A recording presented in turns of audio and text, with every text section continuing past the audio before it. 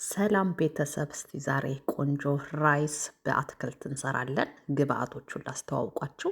እዚህ ጋር እንደምትመለከቱት ሽንኩርት፣ ቃሪያና ነጭ ሽንኩርት፣ ቲማቲም አዘጋጅቻለሁ።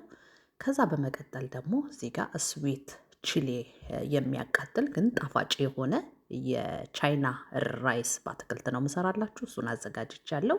ሶያ አለኝ እዚህ ጋር አንድ የሾርባ ማንኪያ የሚሆን ሶያ አለኝ። ኮኮናት እዚህ ጋር ደግሞ ወይንም ኩኩስ ሚልክ አለኝ። ያው የጾም እንደሆነ አትክልት ስለሆነ እየሰራ ያለሁት የምጠቀመው የኩኩስ ውሃውን ነው። ከዛ በመቀጠል እዚህ ጋር ግብአቶች አሉኝ። ፓፕሪካ፣ የፈረንጅ ቃሪያ፣ ካሮት፣ ደንበርጃን፣ አተር፣ ካሮት እና ደግሞ መሽሩም አዘጋጅቻለሁ። እናንተ ሰብስክራይብ በማድረግ ቤተሰብ ሆናችሁ ቪዲዮ እንድትከታተሉ በአክብሮት ጋብዛችኋለሁ። አመሰግናለሁ። ቀጥታ ምድጃዬን ኦን ወደ ማድረግ እሄዳለሁ። የምንበላበት ወይንም የምናባላው አትክልቱን በምንድን ነው የምንበላው ብላችሁ ካላችሁ ደግሞ ከፈለጋችሁ በፓስታ በማካሮኒ፣ እኔ ግን በራይስ በነጭ ራይስ ቀቅዬ ነው የምጠቀመው ማለት ነው።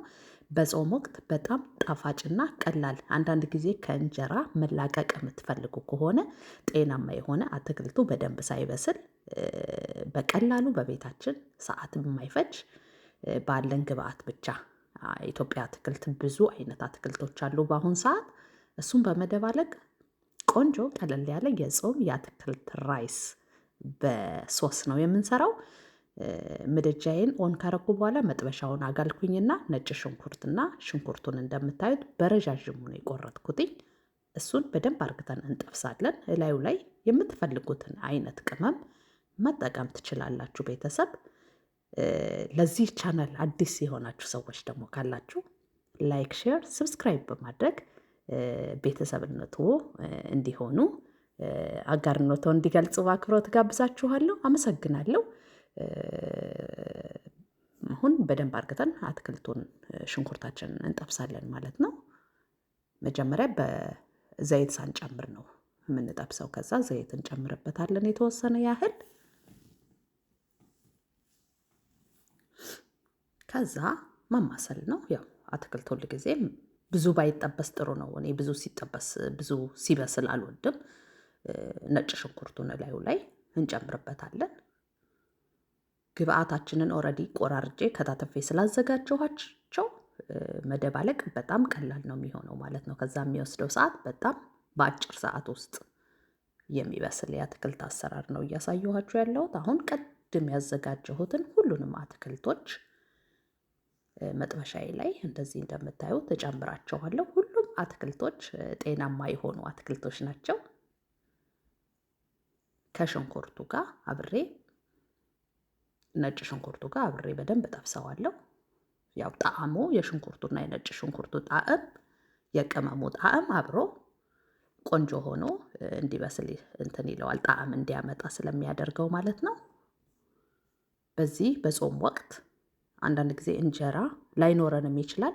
ቢኖረንም ደግሞ መቀየር ከፈለግን በቤታችን የምናዘጋጀው ራይስ በአትክልት አሰራር በራሄል የዩቲዩብ ቻናል ነው እያያችሁ ያላችሁት።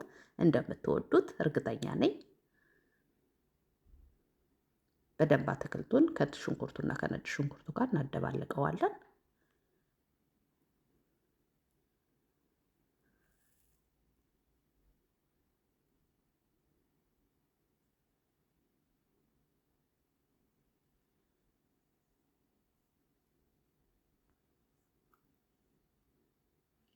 እንከድነውና ስቲም እናደርገዋለን ለተወሰነ ለ2 ለ3 ደቂቃ።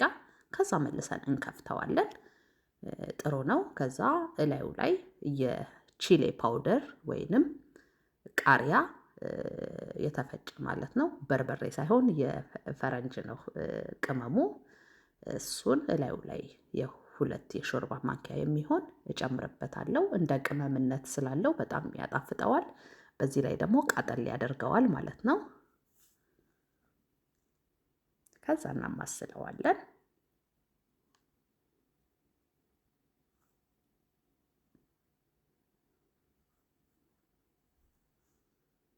ቅድም የጨመርኩት ጨዋማ ቅመም ስለሆነ ምንም አይነት ጨው መጠቀም አያስፈልገኝም። ምክንያቱም ሶያ ስላዘጋጀው በሶያ ስለሆነ የምሰራው ሶያውም ሳልት ወይንም ጨውነት ስላለው ምንም ጨው መጨመር አላስፈለገኝም። ሶያውን በጠቅላላ አንድ የሾርባ ማንኪያ የሚሆን የሶያ ሶስ ነው ያደረኩበት።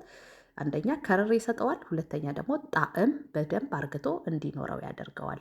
የቻይና ኑድልስ በልታችሁ ከሆነ በቃ ኑድልስ እዚህ ላይ ዶሮ ወይንም ስጋ ቢጨመር የትክክለኛ የቻይና ኑድልስ በአትክልትና በስጋ የሚሆነው ቀምሳችሁ ሊሆን ይችላል። ስለዚህ እኔ ደግሞ በአትክልት ብቻ ነው እየሰራው ያለሁትኝ። አንዳንድ ጊዜ ቤጋን የሆኑ ሰዎች ወይም ቬጀቴሪያን የሆኑ ሰዎች መጠቀም የሚችሉት ነው። አሁን የኩኩስ እንትኑን ማለት ነው። ኩኩስ በጣም ነው ሄልስ ነው፣ ጦጥ እንትን ነው፣ ይሄ ጤናማ ነው። ስለዚህ የኩኩስ ሚልኩን እላዩ ላይ እንደዚህ ያጨምርበታለሁ፣ የተወሰነ የሾርባ ማንኪያ። ገና መጥበሻዬ ላይ ሲገባ ቅልጥ ነው የሚለው፣ ምክንያቱም የታሸገበት እቃ በረዶ ቤት ስለቆየ ነው እንደዛ የወፈረው። ስለዚህ እንደዚህ ስናደርገው ይታያችኋል፣ ደልደል ያለ ቆንጆ ሶስ ይኖረዋል። መጨረሻ ላይ ደግሞ ሶያ እንትኑን የቺሊ ሶስ እላዩ ላይ ስዊት ነው፣ በቃ የሚያቃጥላለው ስሜቱ የሚጣፍጣለው ቆንጆ ጣዕም ነው የምታገኙበት። ቤታችሁ ካለ በአቅራቢያችሁ ካለ ሰርታችሁ እንድትሞክሩት ጋብዛችኋለሁ ማለት ነው። እያያችሁ ያላችሁት የራሄል የዩቱብ ቻናል ነው። ሰብስክራይብ እያደረጋችሁ ቤተሰብ እየሆናችሁ ቆጃንጆና ቀላልና ፈጣን የምግብ አይነቶችን በእኔ የዩቱብ ቻናል ላይ ታገኛላችሁ። መልካም የጾም ወቅት ይሁንልኝ እያልን ይሁንልን፣ ለእናንተም ለእኛም ለሁላችንም ለኢትዮጵያዊ ለኤርትራዊ በጠቅላላ ማለት ነው እመኛለሁ ምኞቴን። ኦልሬዲ ሳምንቱም እየሄደ ነው። በሌላ ቪዲዮ ደግሞ በሌላ ቀን ተመልሼ እመጣለሁ። በደንብ አብረን ብዙ ነገር እንሰራለን። እስቲ አሁን ደግሞ ጨውን እቀምሰዋለሁ። በጣም ነው የሚጣፍጠው። ጨው ሳልጨምር ኦልሬዲ ጨው በደንብ ትክክለኛ እንትን ነው ያለው፣ ጣዕም ነው ያለው። አሁን ምንድን ነው ኦልሬዲ አልቋል። ምድጃችንን እሳታችንን ከላዩ ላይ ቀነስ እናደርጋለን። ከዛ ራይሳችንን እናመጣለን በምንበላበት ሳህን። እኔ የተወሰነ ራይስ ቀንሼ በሳህን አምጥቻለሁ። አሁን ምንድን ነው አትክልቴን ወይም ሶሱን የራይስ ሳህኔ ላይ አደርጋለሁ። በጣም ነው የሚጣፍጠው፣ እጅግ ነው የሚጣፍጠው። ሰርታችሁ ሞክሮት ብዬ እጋብዛችኋለሁ። እና ለዛሬ ይሄንን ቪዲዮ ቆንጆ የሆነ ቪዲዮ ይዤላችሁ መጥቻለሁ። አመሰግናለሁ ስላያችሁኝ፣ ስለምታበረታቱኝም በጣም አብዝቼ አመሰግናለሁ። በሌላ ቪዲዮ በሌላ ቀን እስከምንገናኝ ቸርን ሰንበት እያልኩኝ በዚህ እሰናበታችኋለሁ። መልካም የጾም ወቅት ባይ